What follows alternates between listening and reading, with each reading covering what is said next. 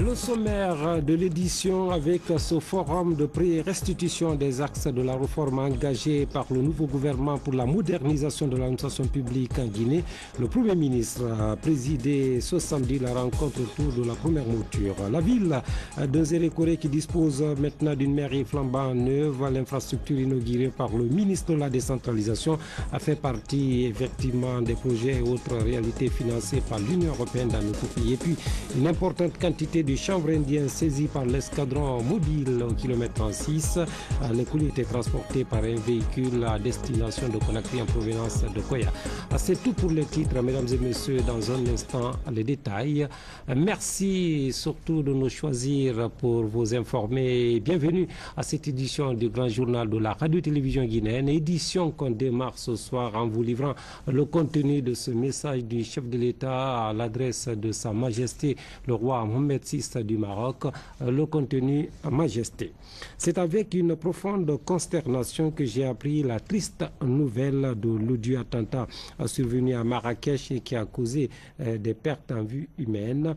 Le peuple et le gouvernement guinéen condamnent avec la plus grande fermeté cet acte barbare. En cette douloureuse circonstance, je tiens à vous adresser au nom du peuple de Guinée, de son gouvernement ainsi qu'à mon nom propre, nos condoléances les plus émues et nos sentiments de profonde compassion. Je vous prie de transmettre les mêmes au peuple et au gouvernement marocain, particulièrement aux familles durement éplorées. Je formule le souhait qu'Allah, le Tout-Puissant, épargne à l'avenir le peuple marocain de telles épreuves. Veillez agréer, Majesté et chers frères, l'assurance de ma haute considération, a signé le professeur Alpha Condé, président de la République de Guinée.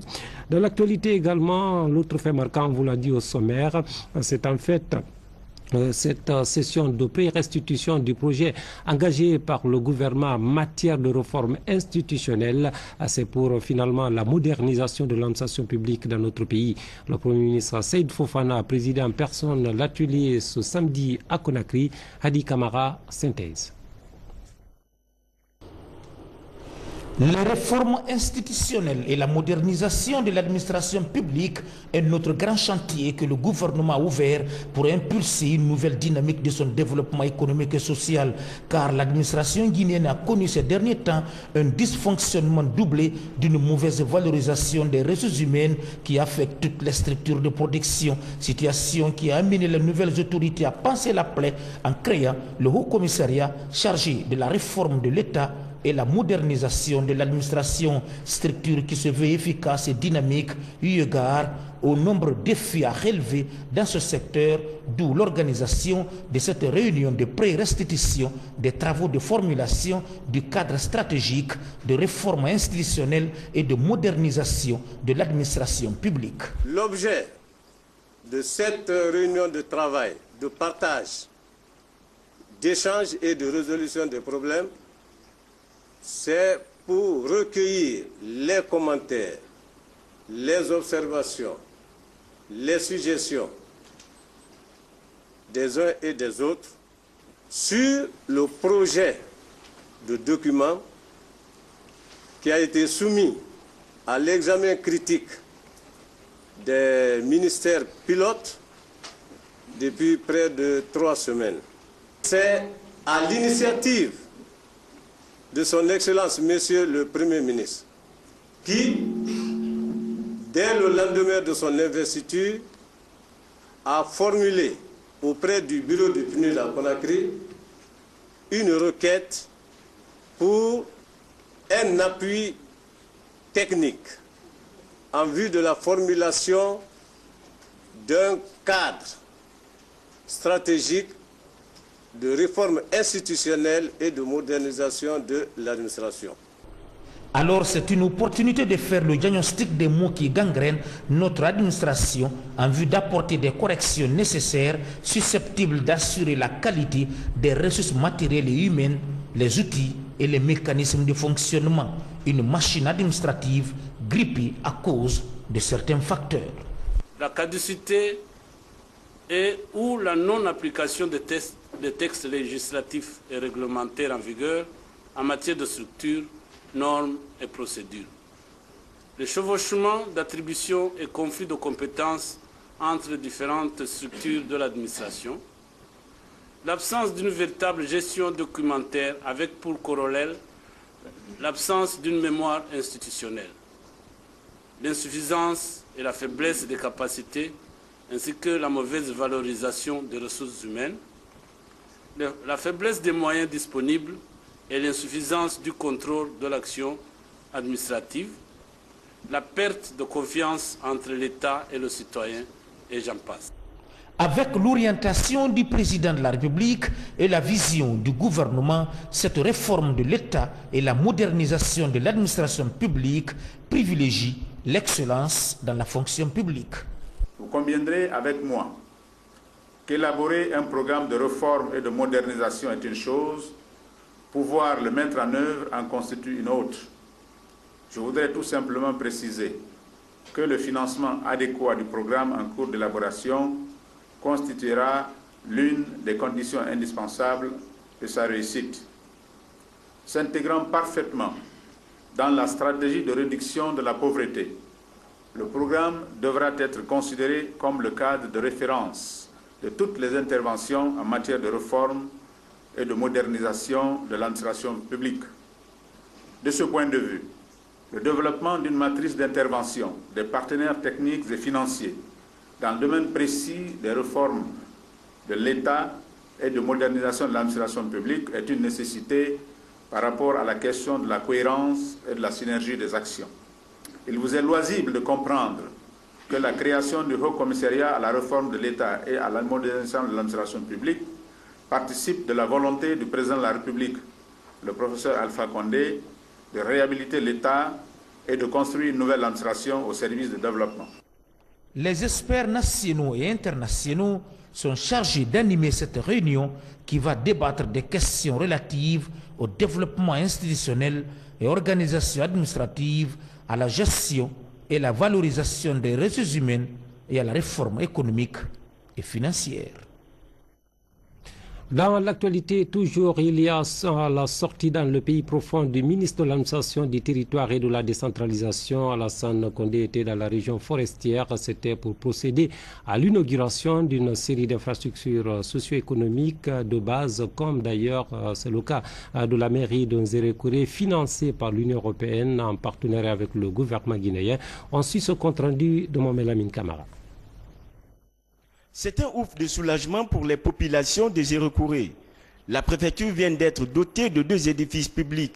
Il s'agit du bloc administratif du gouvernorat et de la mairie de la commune urbaine. Il vient ainsi remplacer les anciens bâtiments vandalisés lors des événements malheureux de janvier-février 2007. Les travaux ont été réalisés et financés par l'Union européenne et le programme de réhabilitation et de développement PRD pour un coût estimé à plus de 7 milliards de francs guinéens.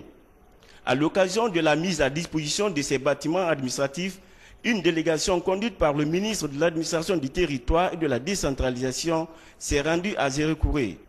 Une opportunité pour le gouverneur de région et le maire de la commune urbaine de Nzérékouré d'exprimer leur gratitude à l'endroit de l'Union européenne, du PRD et du gouvernement guinéen. Ils ont promis que ces édifices seront utilisés à bon escient. C'est le lieu et le moment pour la commune urbaine d'exprimer sa grande satisfaction à tous les partenaires au développement, ONG et institutions de la place.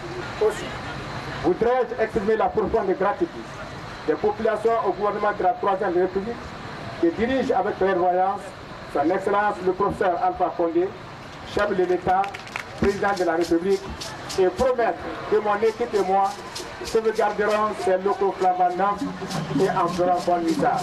Désormais, nous pouvons nous dire que c'est parti pour une administration de proximité, efficace et efficiente, grâce à vos efforts, monsieur le représentant de l'Union européenne.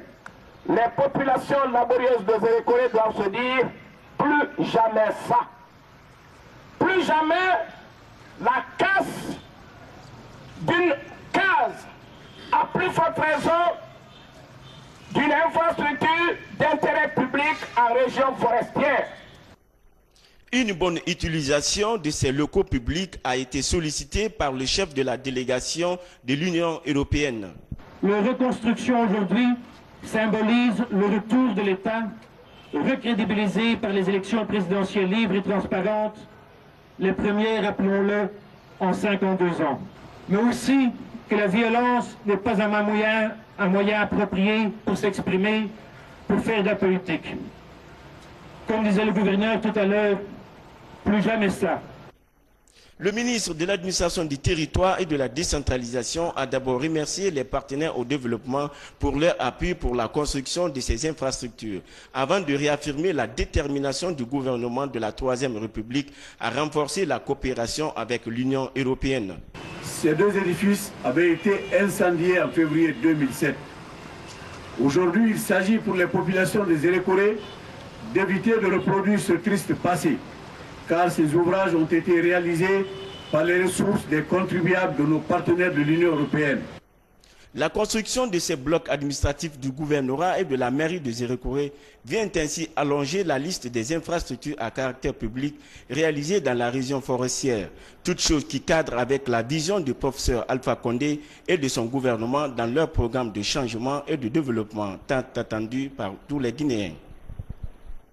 De belles images qui nous viennent de Zérékoré. Le contenu de cet autre communiqué, le ministère de l'Industrie et des PME en collaboration avec le groupe de la Banque mondiale qui organise à l'hôtel Mariador Palace de Conakry le mardi 3 mai 2011 à partir de 8 heures précises, un atelier de concertation entre les secteurs publics et privés sur le climat des affaires en Guinée. À cet abron déplacé sous la présidence d'honneur de son Excellence, Monsieur le Premier ministre chef du gouvernement, à cet effet Madame la ministre de l'Industrie et des PME sollicite la présence effective et à l'heure indiquée de tous les invités.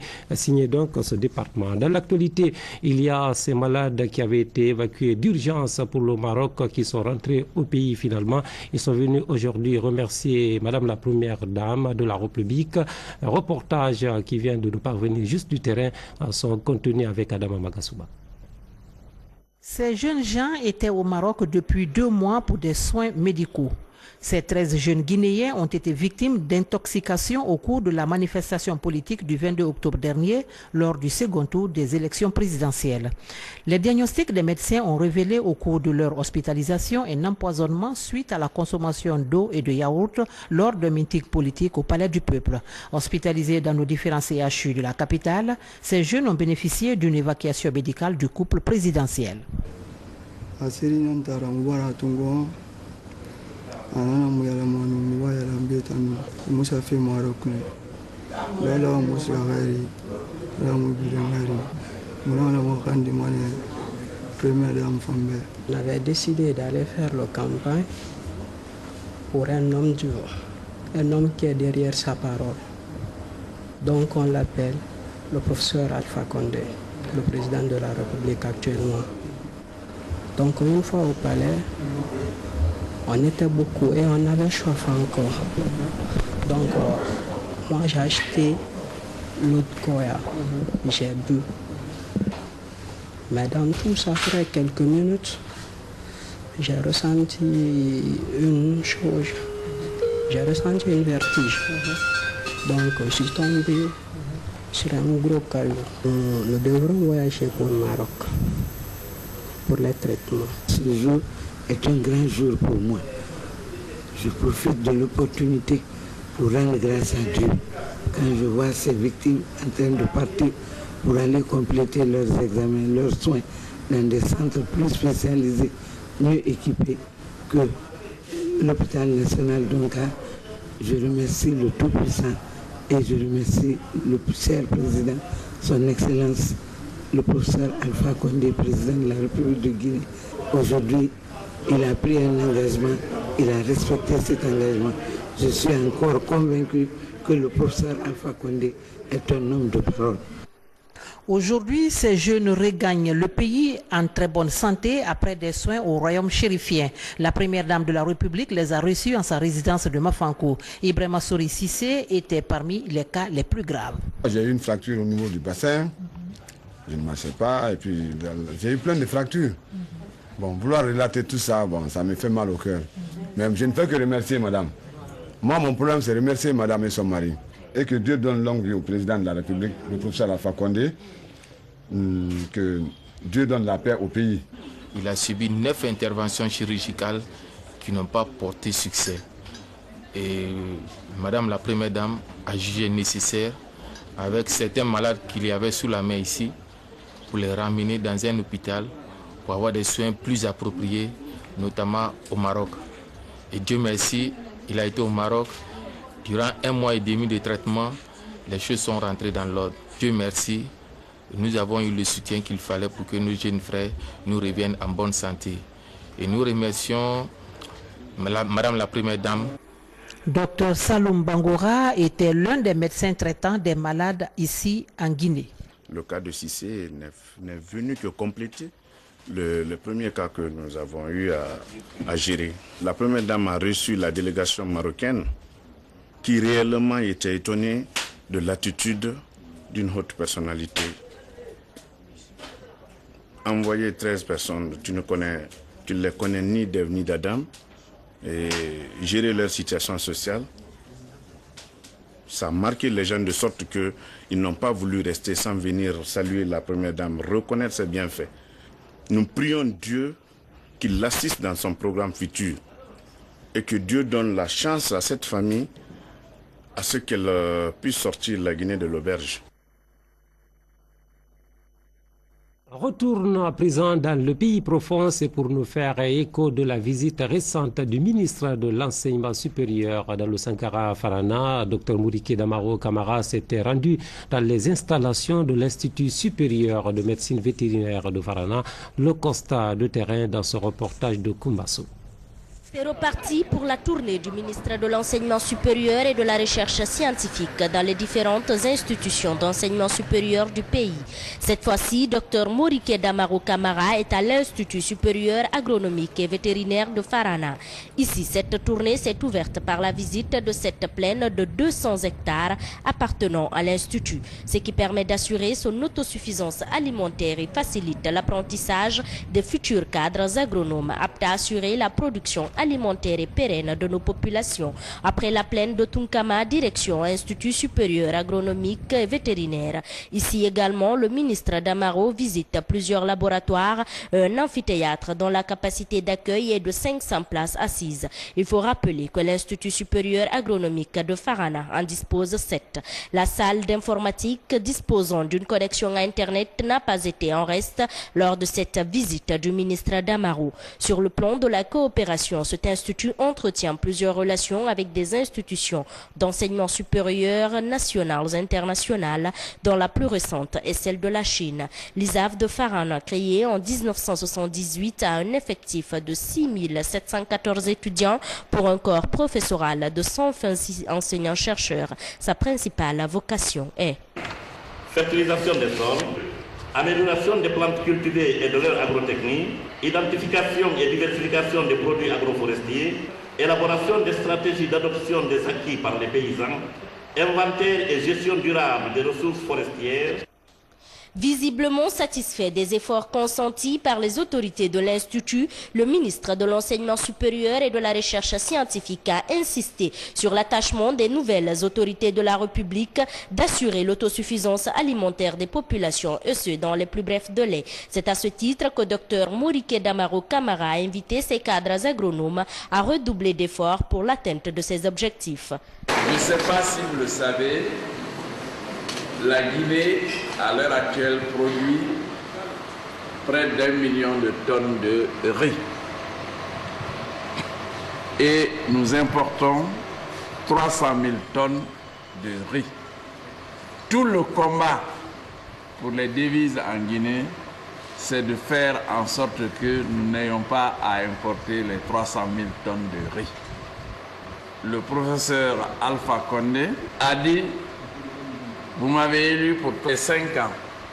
Eh bien, dans 3 ans, vous aurez l'autosuffisance alimentaire, s'il plaît à Dieu.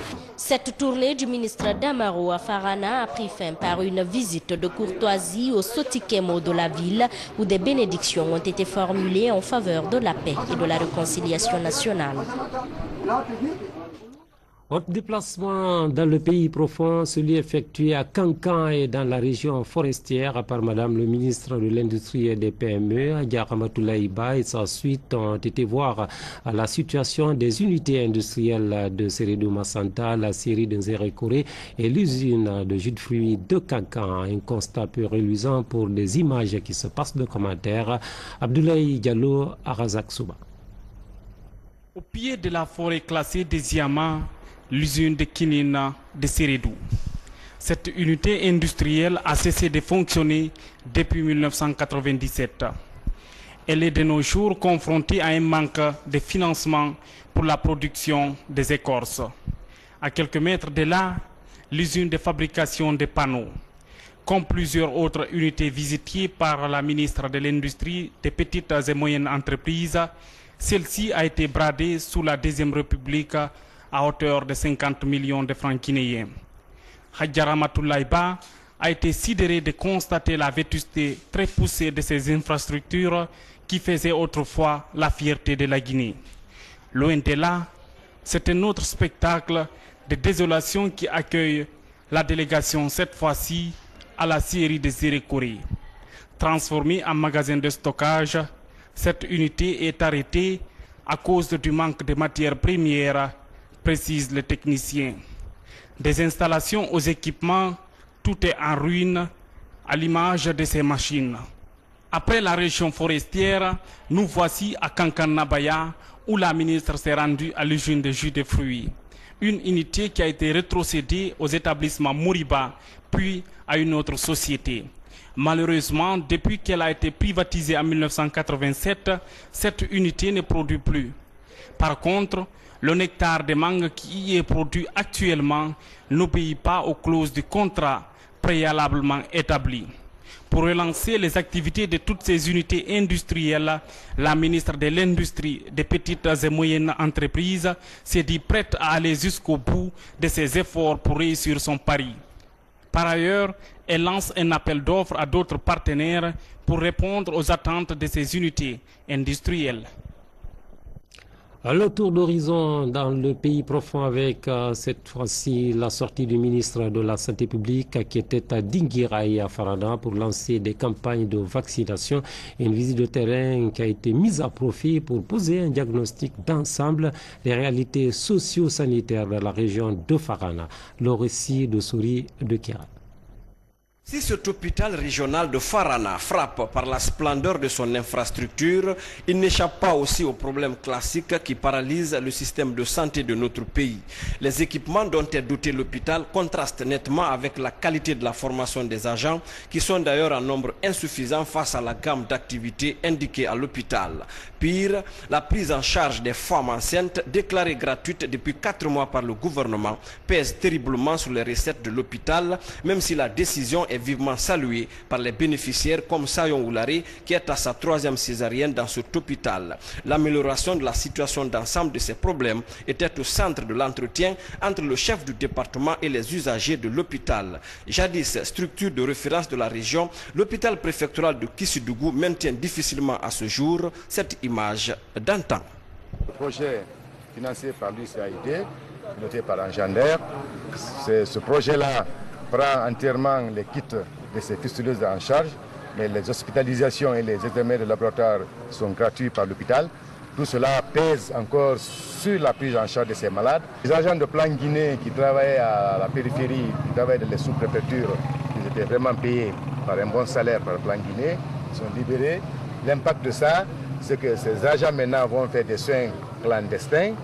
Ça, ils vont modifier des traitements. Je voudrais par ma voix vous exprimer l'engagement de l'ensemble de ces travailleurs du district sanitaire de Kissidougou dans le cadre du renforcement de la politique de santé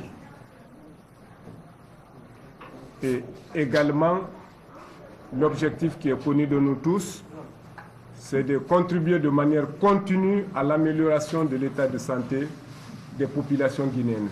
Cet engagement s'inscrit dans la dynamique du changement de la Troisième République, notamment dans le respect des soins obstétricaux.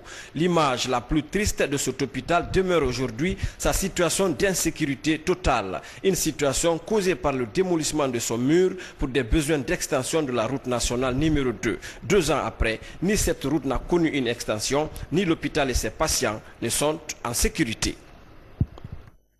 Autre chose sur le plan national toujours, rôle et impact de la propriété intellectuelle sur le développement socio-économique d'un pays. C'est sous cet aspect qu'on a célébré cette semaine la journée internationale dédiée à la propriété intellectuelle. Et en Guinée, c'est le département de l'industrie qui a organisé la cérémonie. Le carnet du reporter Thierno Ousmane Diallo. Initialement prévu le 26 avril, c'est ce jeudi, soit 2 jours plus tard, que la journée mondiale de la propriété intellectuelle a été célébrée en Guinée. Une occasion de faire le point sur les nouvelles inventions et débattre des difficultés auxquelles sont confrontés chercheurs et scientifiques guinéens. Le thème choisi cette année est, je cite, « Concevoir le futur ». Concevoir le futur parce que la propriété intellectuelle est désormais une donnée indispensable pour assurer le progrès d'une nation. Parce que la propriété intellectuelle porte sur les œuvres de l'esprit, promouvoir les œuvres de l'esprit, assurer une protection des œuvres de l'esprit et assister les inventeurs pour la mise en œuvre des produits qu'ils ont mis au point pour résoudre les problèmes quotidiens des citoyens est désormais une nécessité, voire une obligation pour tout État qui voudrait se développer, s'industrialiser et transformer les produits locaux. C'est face à la piraterie des œuvres d'art que l'Organisation des Nations Unies a mis sur pied l'OMPI, Organisation mondiale de la propriété intellectuelle, une institution onusienne qui s'emploie à promouvoir la recherche, protéger les inventions et lutter contre toute forme de piraterie. En Guinée, c'est le SPI, Service de propriété industrielle, qui représente cette organisation. Ce service est placé sous la tutelle du ministère de l'Industrie. La propriété intellectuelle est un outil stratégique de développement économique. Elle stimule l'activité de recherche scientifique et technique, dynamise la production industrielle, agricole et artisanale, protège les consommateurs des produits alimentaires, pharmaceutiques, industriels et culturels contre la contrefaçon et la piraterie.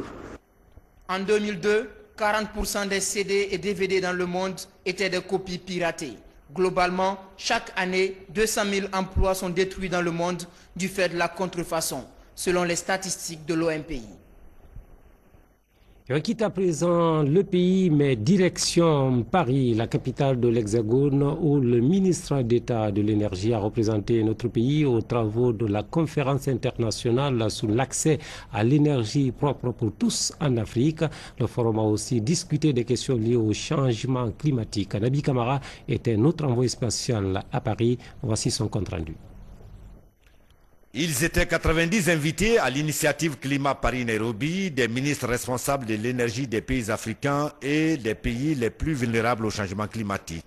Ceux en charge des négociations climatiques des pays de l'Union européenne et du G20, les représentants des communautés économiques régionales, des institutions financières internationales et des banques de développement multi- et bilatérales du secteur privé des sociétés énergétiques nationales. Leur rencontre ici à Paris visait à initier un dialogue de très haut niveau autour de l'accès aux énergies propres pour tous en Afrique et dans les pays les plus vulnérables au changement climatique. Ça veut dire quelles sont les méthodes, quels sont les systèmes qu'il faut développer de façon durable pour la production, pour le transport et pour la distribution de l'énergie dans ces pays vulnérables au changement climatique. Et des différentes thématiques qui ont été abordées ici, c'est comment pouvoir élaborer des projets concrets qui puissent être financés avant Durban lors de la 17e COP. Cette conférence donc a été l'occasion pour les participants de mobiliser l'ensemble des acteurs, notamment le secteur privé, et de proposer des solutions concrètes pour atteindre l'objectif d'un accès universel à l'énergie d'ici 2030. Un groupe pilote formé par les pays les plus engagés dans les énergies propres comme l'Argentine, la France, le Kenya et l'Afrique du Sud a été créé. Ce groupe devra travailler avec les institutions financières et techniques afin d'accélérer le développement des projets rentables d'énergie propre en Afrique et dans les pays les plus vulnérables au changement climatique. Pour la ministre française en charge de l'énergie, cette démarche est importante car il faut que l'initiative Climat Paris-Nairobi parvienne à garantir le niveau et d'optimiser l'utilisation des flux de financement climat qui seront consacrés au développement des systèmes durables de production, de transport et de distribution d'électricité en Afrique. Le Premier ministre kényan, de son côté, a estimé que pour mobiliser ces financements, il faut promouvoir des modèles de gouvernance, appuyer le renforcement des capacités et créer un environnement favorable aux investissements dans le secteur de l'énergie. Dans cette perspective, Raila Odinga a indiqué que la France et le Kenya ont élaboré un livre blanc sur l'accès à l'énergie durable. Ces documents, a-t-il conclu, se veut un outil méthodologique identifiant les prérequis et les bonnes pratiques pour l'émergence de projets viables et pertinents. Autre envoyé spécial de la rédaction, Boubacar Ba, qui a suivi pour nous la mission gouvernementale aux sessions de printemps du Fonds et de la Banque mondiale à Washington DC. La délégation gouvernementale a pris part à une table ronde et surtout parvenue de l'avis de notre envoyé spécial à lever les contraintes liées au gel des projets et programmes de la Banque mondiale en Guinée. Boubacar Ba, éclairage. Au siège du Fonds monétaire international, la mission gouvernementale guinéenne a rencontré les autorités en charge de notre programme de facilité rapide de crédit pour finaliser les négociations entreprises à Conakry lors du dernier passage de la mission février dernier. Le ministre des Finances et le gouverneur de la Banque centrale, assistés des ministres conseillers à la présidence, ont réaffirmé la volonté et l'engagement du gouvernement à respecter ces engagements. Déjà, des dispositions utiles ont été prises pour sécuriser les recettes fiscales et douanières, lutter contre les exonérations non contrôlées au niveau des ONG, supprimer les dépenses non budgétaires et contrôler la qualité de la dépense pour éviter les facturations fantaisistes qui saignent le trésor guinéen déjà très fragile. Au niveau de la Banque centrale, l'accent a été mis sur la surveillance bancaire, la lutte contre l'inflation, la thésaurisation et la suppression de tout financement monétaire, comme pour dire que les dépenses se feront désormais que sur base caisse. S'agissant de la problématique de la fiscalité liée au secteur informel, le gouverneur de la Guinée au Fonds monétaire, Kerfala Yansane, a négocié et obtenu un soutien de la direction des finances publiques du Fonds monétaire qui devrait dépêcher une mission début mai à Conakry pour harmoniser les données. La rencontre avec la direction générale adjointe du Fonds monétaire a permis de boucler les discussions sur le mémorandum guinéen de politique économique et financière et la lettre d'intention associée à ce programme qui passera le 1er juin prochain au Conseil d'administration du Fonds monétaire international. En marge des travaux des assemblées de ces institutions de Bretton Woods, le chef de la mission gouvernementale, sous l'impulsion du président de la République, a négocié auprès des autorités de la Banque mondiale et obtenu la tenue d'une table ronde des bailleurs de fonds de la Guinée. Sous la présidence de Mme Obiageli, vice-présidente Afrique à la Banque mondiale, cette table ronde, qui a connu une grande participation, a donné l'occasion à la mission de présenter le paradoxe guinéen, de souligner les efforts entrepris par le nouveau gouvernement et de faire un plaidoyer pour une plus grande assistance de la communauté financière internationale à la Guinée, qui est un pays fragile.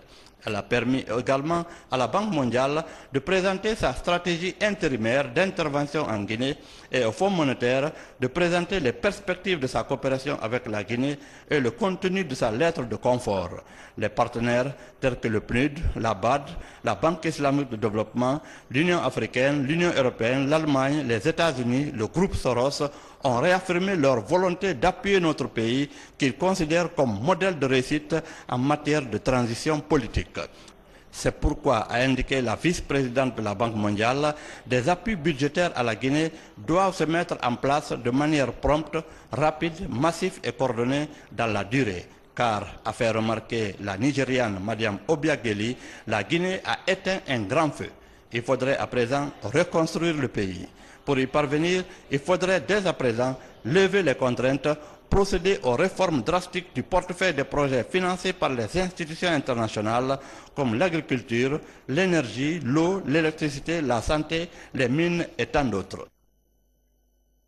Images et commentaires signés donc par notre envoyé spécial Boubacar Ba. Le mouvement syndical guinéen qui a l'agréable plaisir d'annoncer aux travailleurs de tous les secteurs publics, mixtes, privés, informels et retraités de Guinée que la journée du dimanche 1er mai 2011 marquant la fête internationale du travail sera effectivement célébrée demain dimanche 1er mai sur l'esplanade du territoire national également. Et à cette heureuse occasion, le mouvement syndical guinéen invite toutes les couches socio-professionnelles à se mobiliser fortement demain, dimanche 1er mai, pour la réussite de l'événement. Un communiqué signé le secrétaire général adjoint de la CNTG, Elhadji Touré Yamoussa. Le registre des faits divers avec ce coup de filet de l'escadron de la gendarmerie du kilomètre 36 qui a réussi à saisir une importante quantité de chanvre indien que transportait un véhicule en provenance de Koya. Le film de la saisie raconté par Alpha Yassila. C'est dans cette voiture immatriculée 4358G à résonner au kilomètre 36 que ces ballons de chanvre indien ont été retrouvés par la brigade mobile numéro 6 de la gendarmerie départementale. C'est au cours d'un contrôle de routine organisé à cet effet. Il a refusé de s'arrêter au coup de sifflet. Mes agents et moi sommes embarqués dans ma voiture personnelle, aller à sa poursuite. Il a laissé complètement la route nationale, rentrer dans les quartiers. La poursuite continue. Nous avons trouvé le véhicule sans chauffeur, garé dans le quartier, sans chauffeur et sans occupant.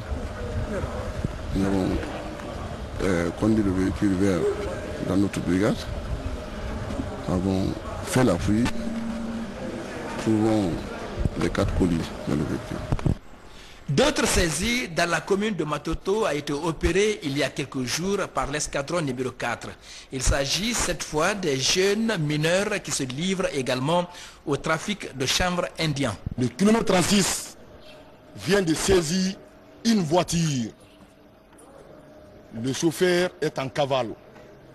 Au cours de nos enquêtes, nous avons découvert quelques stocks de drogue dans les endroits des quartiers de Matoto. Sachant qu'il y a des lieux qui est poli de drogue. On a arrêté certaines personnes, lesquelles qui sont dans la drogue. Les 6 personnes-là ont été arrêtées par l'escadron. La nuit passée, nous avons pris ces derniers sur un camion remorque avec son ami. Son ami était armé, une arme calibre 12, pistolet. Lui, il était sur le camion en position d'enlever la batterie du camion. La lutte contre les malfrats se poursuit dans la capitale avec à la clé 0 drogue pour une jeunesse saine. Ces interpellés ont été transférés au parquet de Conakry ce matin pour leur jugement. Yaya Silla a signé donc ce reportage et on vous l'a dit tout à l'heure à travers le communiqué du mouvement social guinéen. Demain, 1er mai, comme de par le passé, c'est la communauté internationale qui va célébrer la journée mondiale du travail, appelée Fête du travail. Et après prélude à l'événement, voici la déclaration de circonstance de Madame le ministre du Travail et de la fonction publique.